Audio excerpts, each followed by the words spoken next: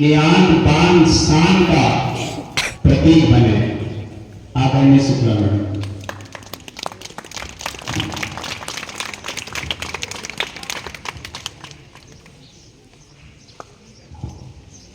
धन्यवाद चंद्रवंशी सर। मेरे एकलव्य आदर्श आवासीय विद्यालय के समस्त शिक्षकगण एवं कर्मचारीगण, यहाँ पर उपस्थित शुक्ला सर, सोनी सर, जो बहुत ही आत्मीयता के साथ हमारे हमने बुलाया और वो सहर्ष अपना समय दिया उन्होंने यहाँ के, जो इस विद्यालय के अभिन्न अंग थे और अभी भी रहेंगे हमेशा। रोहित चोरी सर, यहाँ पर उपस्थित हमारे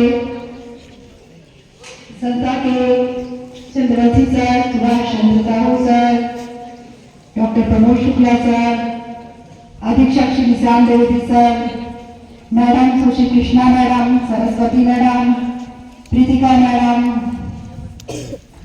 और सीमा काशी, पूनम और हमारे एकलव्य परिवार की समस्त मातृशक्तियाँ, समस्त मैडम और हमारे संस्था के कार्यालय के कर्ता धर्ता, यहाँ पर अमदा ठाकुर सर और सोम चक्रवर्ती और गजेंद्र यादव, जो बस आपको बुलाने से आकर मैडम होती हैं वो, और मेरे प्यारे प्यारे बच्चों, और सबसे मुख्य बात है मेरे 12th क्लास के जो बच्चे हैं, जिनकी विदाई के लिए ये फेयरवेल पार्टी या विदाई समारोह जो एमएस करबल के कक्षा 12वीं के जो बच्चे हैं, वो मेरे प्यारे प्यारे, जिन्होंने अपना एक लंबा समय कक्षा 6वीं से लेकर कक्षा 12वीं तक का इस संस्था को दिया है और इस संस्था ने उनको बहुत कुछ दिया है और वो यहाँ से लेकर जा रहे हैं। प्रेम, प्यार, परिवार की जो परिभाषा होती है, इस संस्था के समस्त शिक्षक, कर्मचारीगण, संस्था प्रमुख और जितने भी प्रत्यक्ष अप्रत्यक्ष रूप से इस संस्था से जुड़े हुए हैं, उन्होंने वो दिया है। साथ में उन्होंने अपना अध्यापन कार्य यहाँ पूर्ण किया है और आज जिंदगी की एक ऐसे पड़ाव को पार कर वो शिक्षा के दूसरे पड़ाव की ओर उन्मुख होने जा रहे हैं, जो आगे चल रहे हैं। उनको जो है जिंदगी की राह तय करेगा कि उनको किस फील्ड में जाना है और किस फील्ड में काम करना है। इस एकलव्य परिवार में, इस विभाग में, इस एकलव्य आवासीय विद्यालय में आप लोगों को बहुत कुछ दिया है।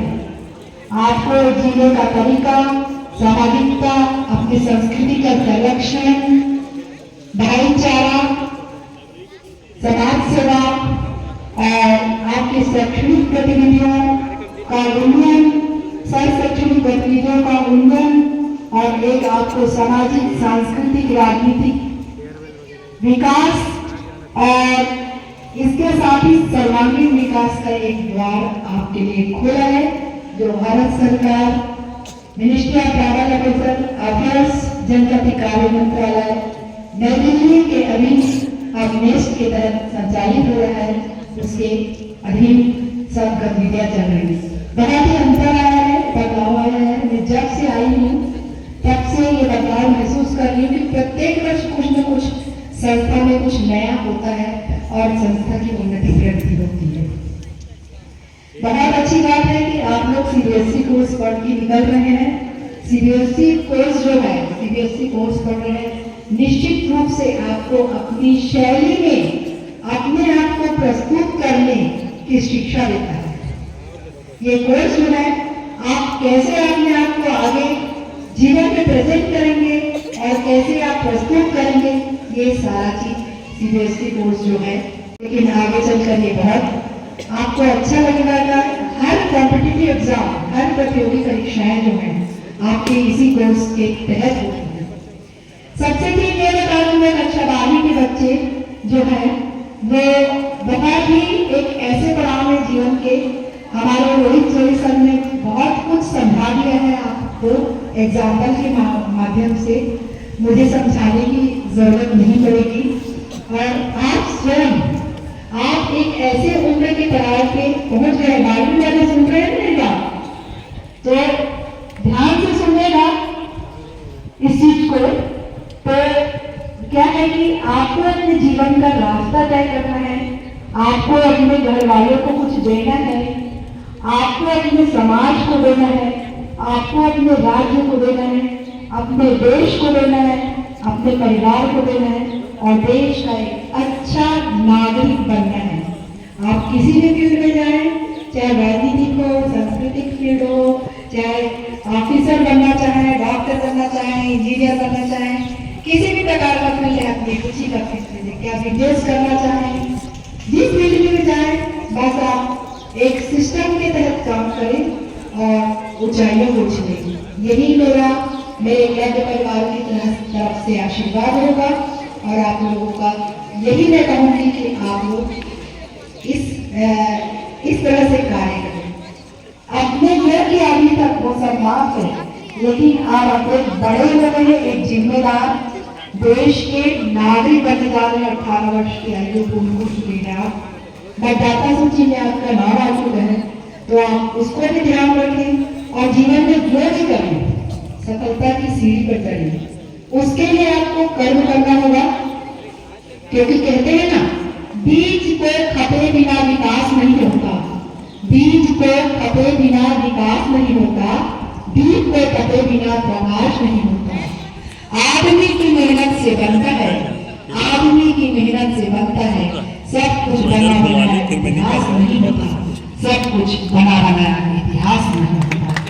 तो बस वो संदेश उदाहरण के बच्चों को है कि आप जब तक मिट्टी के अंदर जिस तरह बीज अंदर अपने आप को दबा के नहीं रखता, वो धीरे धीरे पौधे से पेड़ के रूप में पल्लवित होकर पुष्पित होकर फल देता है, उसी तरह आपको करना है।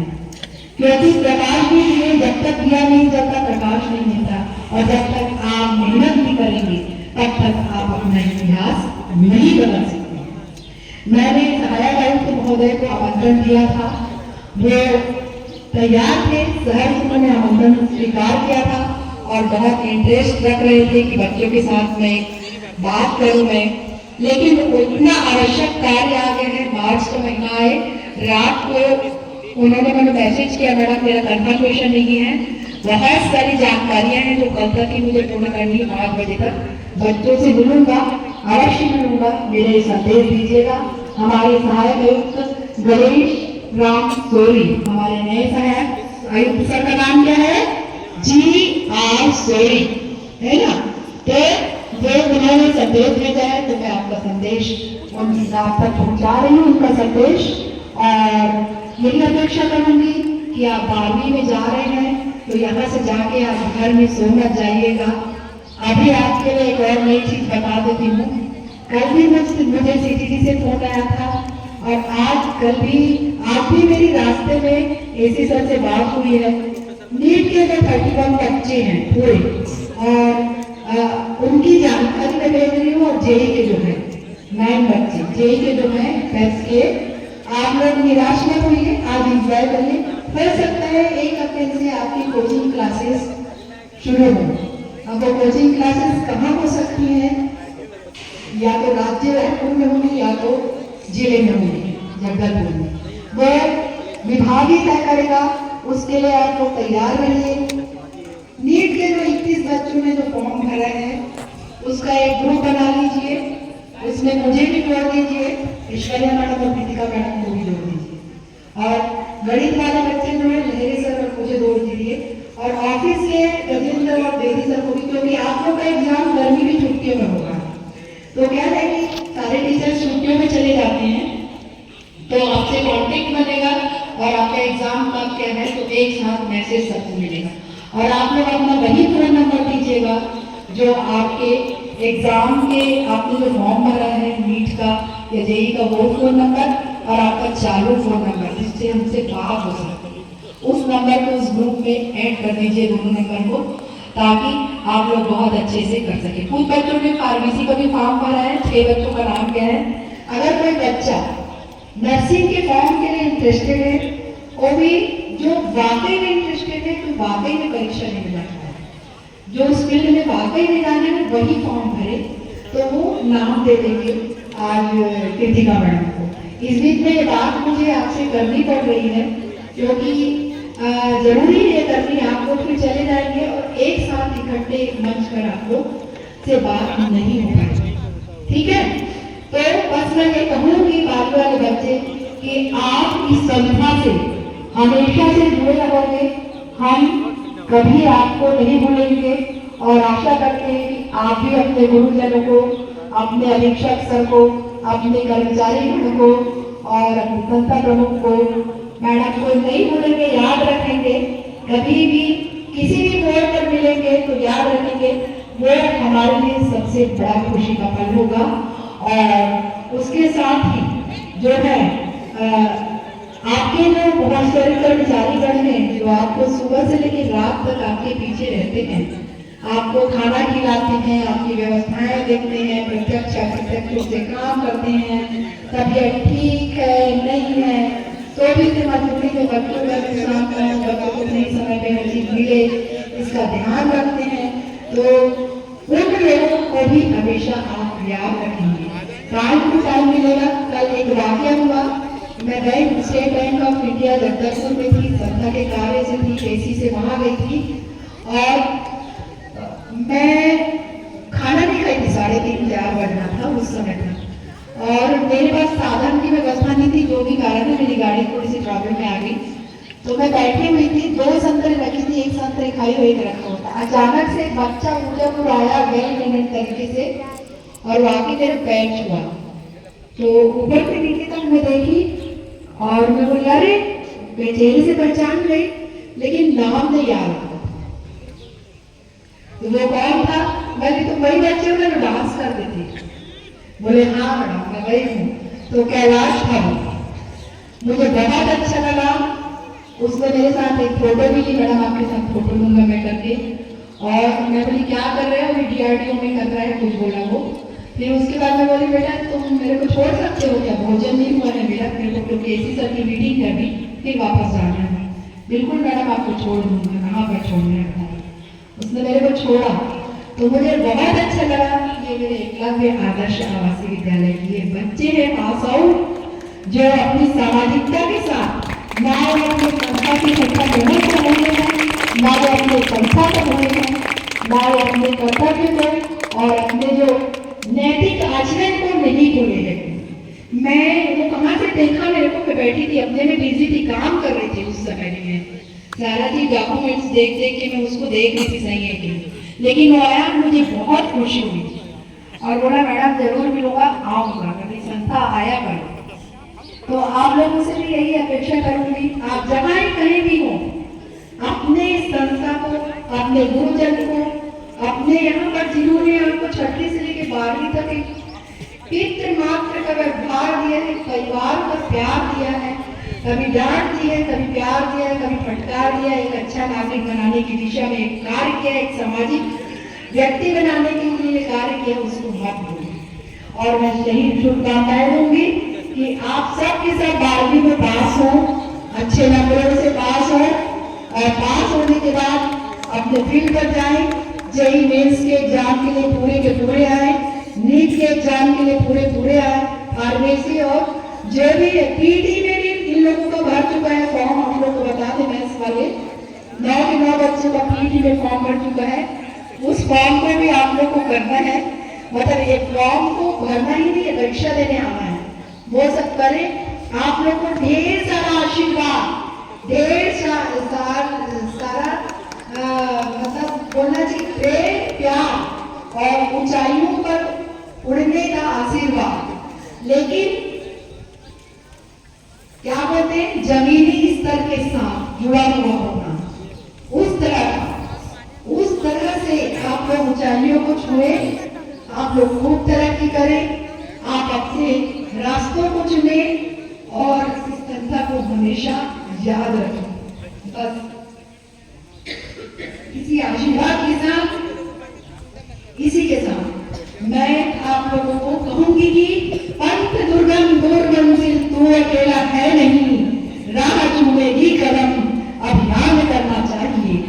अभियान करना चाहिए। ये मेरे हमेशा का ध्येय वाक्य है मेरा स्वयं का। कभी भी हम आपके हमेशा साथ रहेंगे, पूरी संस्था, पूरा स्टाफ, पूरा परिवार का भी आपके हमेशा प्रत्यक्ष अप्रत्यक्ष रूप से साथ देगा आपका।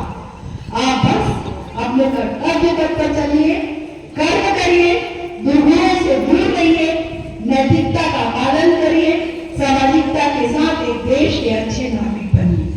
बस इसी के साथ मैं अपने वाणी को विराम दूंगी इन्हीं लाइनों के साथ कि आप इन्हीं लाइनों के साथ मैं अपने वाणी को विराम देती हूँ। बस इतना कहकर मैं अपने वाणी को विराम देती हूँ। धन्यवाद। बहुत बहुत धन्यवाद आदरणीय प्राचार्य मैडम।